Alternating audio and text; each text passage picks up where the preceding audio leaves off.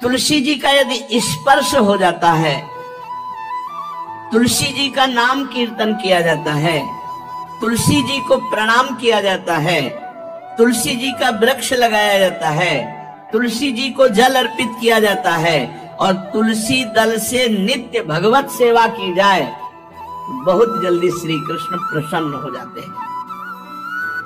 प्रतिदिन जो तुलसी जी की भक्ति करता है, तुलसी का पौधा रोप करके तुलसी जी का सिंचन करना, तुलसी जी को तिलक लगाना, तुलसी जी को माला पहनाना, तुलसी जी की परिक्रमा करना, तुलसी जी को प्रणाम करना, वो कोटि सहस्त्र युगों तक ऐसा महान सुकृत होता है कि भगवान श्री कृष्ण के नित्य समीप रहता है जो तुलसी जी की सेवा करता है। जब तक मनुष्य की लगाई हुई तुलसी की शाखा प्रशाखा बीज पुष्प सुंदर दल से तुलसी जी सुशोभित होती है, तब तक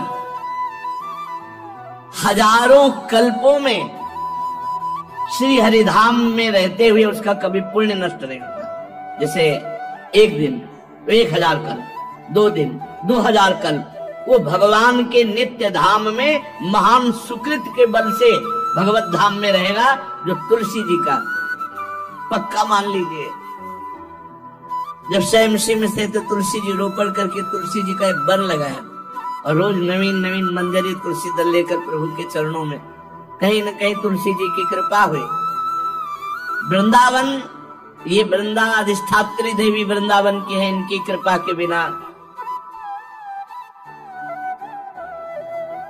हे चंद्रादने, संपूर्ण पत्रों और पुष्पों को जो उतार करके सम्मान पूर्वक पहले प्रार्थना करनी चाहिए। हे वृंदा देवी, हे तुलसी जी, भगवान श्री हरि की पूजा के लिए या प्रियाजू की पूजा के लिए हम आपके कुछ मंजरी कुछ दल लेकर के सेवा करना चाहते हैं, आप कृपा करके मुझे दीजिए। और फिर उतार दे, ऐसे नोचना नहीं, बहुत सम्मान से बहुत प्यार से, तो तुलसी जी प्रसन्न होते हैं।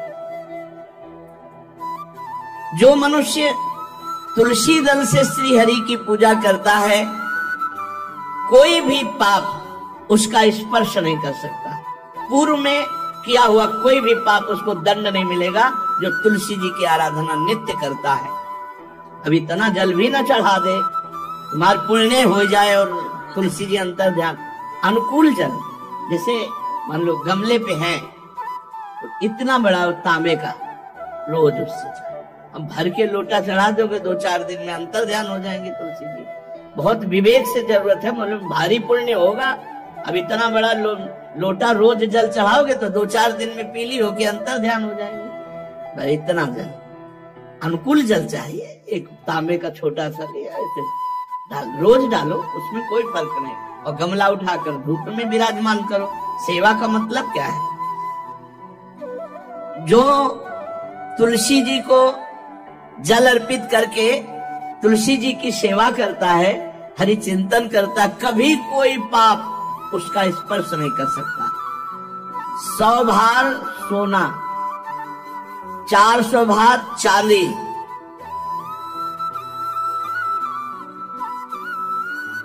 का जो दान करने का फल होता है, वो एक तुलसी दल उतार, जो अपने द्वारा लगाई हुई तुलसी दल, वो हरि के चरणों में अर्पित करो। ये 100 भार सोना और चांदी बराबरी नहीं हो सकती। कितना महत्व है। जो रोज तुलसी दल चयन कर, द्वादशी को न चयन करे। द्वादशी को मतलब बहुत बड़ा अपराध लगता है तुलसी दल का, इस मतलब तुलसी के वृक्ष का भी स्पर्श न करे। प्रणाम नमस्कार दूर से, एक भी दल नहीं टूटना चाहिए। द्वादशी को ऐसा हमने महापुरुषों से सुना है कि मंजरी और पत्र उतारना ये ठीक नहीं, बिल्कुल नहीं ठीक है। ब्रह्म हत्या का फल लगता है, अगर जो पाप लगता है अगर कोई द्वादशी को तुलसी चयन, बहुत सावधानी से। जिसके घर में तुलसी का बगीचा होता है, कई पौधे होते हैं, उसको कहीं तीर्थ जाने की जरूरत नहीं, उसका घर तीर्थ है जिसके घर में तुलसी के पौधे हैं। और यमराज कभी उस घर में किसी भी मरने वाले को लेने नहीं आएंगे। जिसके घर में तुलसी लगा लो भैया, तुलसी लगा लो घर में, काहे कोई यमराज को आने दोगे। सबके घर में तुलसी, कितना सुंदर पहले था। घर में आंगन होते थे, आंगन में एक बहुत बड़ा, और फिर उसमें तुलसी जी, और फिर उसमें 2-4 नर्मदेश्वर और शालिग्राम ऐसे, और फिर घर का हर व्यक्ति जल चढ़ाना, प्रणाम करना, नमस्कार करना, चार पर कितनी पवित्र पद्धतियां हमारी थी। जब रसोई बने पहली गाय के लिए, फिर कुछ पक्षियों के लिए, फिर कोई संत महात्मा, कोई भिक्षु, ऐसा कितना पवित्र व्यवहार है। यहाँ जैसे हमने देखा है, ये रसोई बन रही ना, तो धुआं नहीं खत्म होने पाता, वो ही सब अपवित्र किए हुए हैं, राक्षसी बुद्धि आती चली जा रही। तुलसी जी, ये भागवती को उसमें हमें लगता है बालकनी तो होती है, बढ़िया बालकनी में कैसा उठाने धरने वाला स्टैंड लोहे का रखो कि तुलसी जी को विराजमान कर दो। जिसके घर में तुलसी जी विराजमान होती, उसके घर में यमराज कभी नहीं जाते। जो तुलसी जी का सेवन करता है, उसकी सारी कामनाएं तुलसी जी पूर्ण कर देती है। तुलसी जी को लगाना, तुलसी जी का पालन करना, तुलसी जी को सिंचन करना, तुलसी जी का दर्शन करना, तुलसी जी का स्पर्श करना, मनुष्य के द्वारा जो मन, वाणी और शरीर से पाप हो गए, सबको तुलसी महारानी क्षमा कर देती है, दग्ध कर देती है। पुष्कर आदि तीर्थ, गंगा आदि परम पावन नदियां, ये सब जो स्नान आदि, अवगाहन आदि करने का फल देते हैं, वो केवल तुलसी जी घर में विराजमान है, उसको फल मिल जाएगा। कितने बढ़िया। जो तुलसी जी की नवीन मंजरी प्रभु के चरणों में अर्पित करके प्रणाम करता है, वो चाहे कितना भी अपराध किए हो, वो कभी यमपुरी को नहीं देखेगा, कभी यमराज के पास नहीं जाएगा। जो मनुष्य तुलसी काष्ठ का घिसा हुआ चंदन लगाता है, उसके सारे संचित भस्म हो जाते हैं, और क्रियमाण जो वर्तमान, वो कभी उसको बांध नहीं सकते। तुलसी जी का काष्ठ का घिसा हुआ चंदन, जिसके घर में तुलसी की छाया होती है, वहां पितरों को अपने आप कल्याण प्राप्त हो जाता है। जो श्राद्ध करने से लाभ मिलता है पितरों को, घर में तुलसी लगा के, जो तुलसी की छाया, बड़ा पितरों को तृप्ति मिलती है।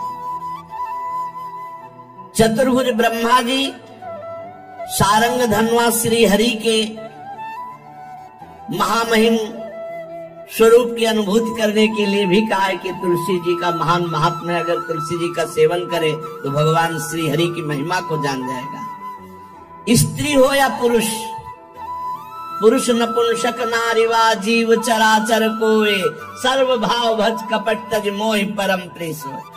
शरीर वर्दी है, हमारी पोशाक है, हम सब एक हैं, आत्मस्वरूप हैं, कुछ अलग नहीं है। शरीर केवल पांच भौतिक है, तो सबका पांच भौतिक है, उसमें चिन्ह है स्त्री पुरुष के, बस। इसके लिए भगवान की आराधना निषेध थोड़ी है। जो स्त्री या पुरुष श्री तुलसी जी के काष्ठ के मन के बना के, जैसे छोटी कंठी या बड़ी माला धारण करता है, श्री कृष्ण उसके बस में हो जाते हैं। यह है तुलसी जी की महिमा। परम सुहाग श्री कृष्ण मिल जाते हैं, और कौन सी हमें उपलब्धि चाहिए। हे गोप नंदिनी, तुलसी जी का सेवन करने से श्री कृष्ण वश में हो जाते हैं।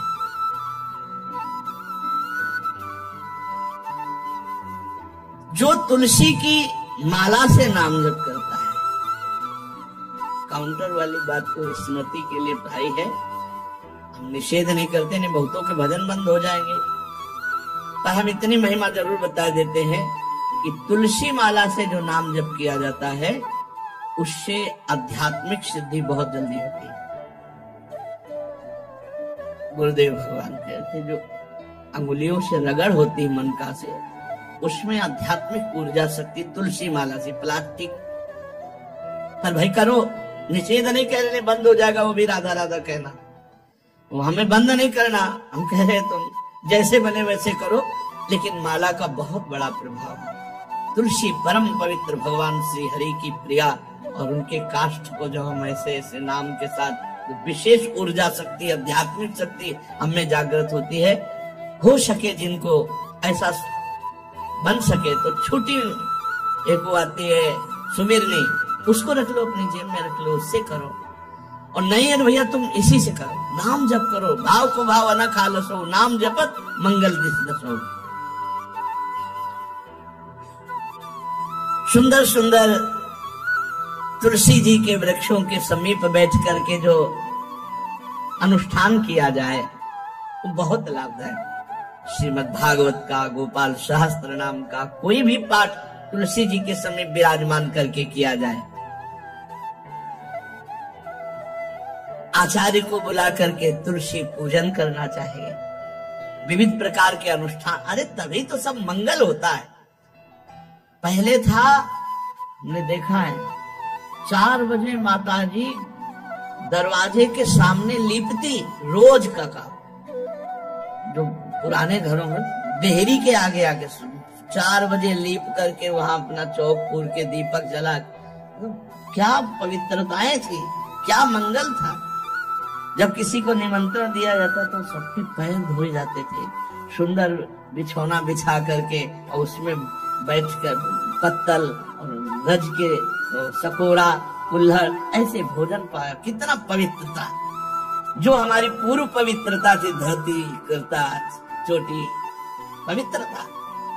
अगर बाहर जाए तो पैजामा कुर्ता, ऐसे बहुत पवित्र पोशाकें थी, पवित्र आचरण थे, पवित्र खान पान था। घर में जाओ तो एक पवित्रता है। किसी भी घर में ऐसा नहीं था कि देव मूर्ति न विराजमान हो, किसी भी घर में ऐसा नहीं था तुलसी जी विराजमान न हो। 1-2 गाय जरूर होती थी, पवित्रता। अब तो बड़ा विचित्र, भारतीय गौएं जो श्वेत रंग की, जो अरुण रंग की, जो सींग वाली है, वो उनका आप दुग्ध देखिए, दूकर रख दीजिए, स्वर्णिम कांति छाई मिलेगी। ये हमारी भारतीय पद्धति है, हविष्यान्न, इससे देवताओं का, भगवान का, सबका अभिषेक पूजन होता है। शुद्ध गाय जो हमारी भारतीय है, टीला है उसके जैसे निकला हुआ, वो भगवान ने सेवा की है। हमारे गोविंद भगवान का नाम ही गोविंद, गौओं के इंद्र। भगवान सुबह से निकल जाते थे, शाम तक गौओं को चराते थे। बड़ा तो किशोरी जी ने श्री तुलसी जी के पूजन की बात, भगवान गोपियों से वादा किए थे कि अब तुम्हें अगली पूर्णिमा को रास, अब रास बिना रासेश्वरी के नहीं हो सकता। लिखा हो चाहे ना लिखा हो, कोई भी विद्वान, कोई भी प्रवक्ता इस बात को बतावे, कहते हैं भागवत में राधा नाम नहीं लिखा है, भागवत राधा में ही है। सांद्रानंद घन प्रेम मूर्ति किशोरी, बिना लाडली जू के कोई रास बता दे, कहीं भी, कभी भी, कैसा भी। महारानी जू के बिना रासेश्वरी के रास हो ही नहीं सकता, लिखा हो चाहे ना लिखा हो। क्यों नहीं लिखा? याते श्री सुख प्रगट कियो नहीं, जहां बोले राधा तो समाधि लग जाती हो, यहां 7 दिन में तक्षक काटना है। श्री सुखदेव जी ने महारानी को कहा, हरिराम व्यास जी कह रहे, याते श्री सुख प्रगट कियो नहीं, जानि सार को सार परम धन, राधा नाम आधार। वैसे तो रोज संकेत वन में, पीछे हमने चर्चा की थी, प्रेम सरोवर में प्रियालाल मिलते थे, नंदगांव बरसा। आज लालू ने एक नई लीला रची, गोप देवी लीला है। श्री लालजू महाराज प्रियाजू को रास के लिए उन्होंने सोचा एक बार छलिया रूप रख करके महल में प्रवेश करते हैं, देखते हैं लाडली जो पहचानते हैं कि नहीं, और कितना प्यार लाडली जो करती है। महाराज तो जो रूप धारण करे तो सभी सुंदर हैं, तो सुंदरता के समुद्र हैं। जब नकबेसर धारण करते ना, अंजन और घूंघट नीलांबर का, महाराज हृदय चूर चूर हो जाए, ऐसे सुंदर है। गोरी किशोरी भी चकोरी है जिनकी, नीलांबर धारण करके, और जिस समय लाली लगा के महाराज अपने राधा पी जी को कभी कभी जब आते हैं तो देखो ऐसा लगता है यार बलिहार है महाराज, जो रूप धारण करते सीधे हृदय पर प्रहार करते हैं। प्रभु ने गोप देवी का रूप धारण किया, गोपांगना का। श्री चरणों में नूपुरों की झनकार, कटी में करधनी जिसमें क्षुद्र घंटिका लगी हुई है। अद्भुतम गोपिका रूपम चलत झंकार नूपुरम किंकिणी घंटिका शब्द मंगुलीयक भूषितम। बड़ी दिव्य अंगूठियां धारण किए हुए अंगुलियों पे, कमर में करधनी जो रुंझुन रुंझुन, श्री चरणों में नूपुर और रत्न कंकण केयूर मुक्ताहार विराजितम। कलाइयों में रत्न जटित कंगन, बीच बीच में चूड़ियां, कंगन ऐसे, बाजूबंद, कंठा, मोतियों के हार और शीश फूल, केशपास, वेणी रचना, नासिका में मोती की बुलाक, बेशर और अलकावली, घुंघराली अलकावली, श्याम वर्ण के केश। ऐसा रूप धारण किया जो देखे मुग्ध हो जाए, श्याम सुंदर को। वृषभानु भवन की तरफ चले। खाई और परकोटों से युक्त वृषभानु भवन 4 दरवाजों से सुशोभित, प्रत्येक द्वार पर काजल के समान वर्ण वाले गजराज झूम रहे। राजभवन की बड़ी मनोहरता है। उस मंडप प्रांगण में वायु के समान वेग वाले घोड़ों से अंगरक्षक, महल की रक्षा करने वाले चारों तरफ दौड़ रहे हैं वृषभानु भवन में। और बड़ी ही सुंदर सुंदर गवें, धर्म धुरंधर बलवान शान रमा रहे। बहुत से गोपाल बंशी वेद धारण किए हुए उनको संभाल रहे हैं। वृषभानु जी का भवन क्या है, ऐसा लगता है कि विश्वकर्मा ने पूरी कला कौशल लगा दी। और महारानी जी के लिए भवन के अंदर ही बगीचा, झरना, सरोवर, सब कोटि कोटि सूर्य के समान कांति वाली सुंदर सुंदर मणियां खंभों में जटित हैं, जिससे प्रकाश फैल रहा है। रत्न मंडित आंगन, बहुत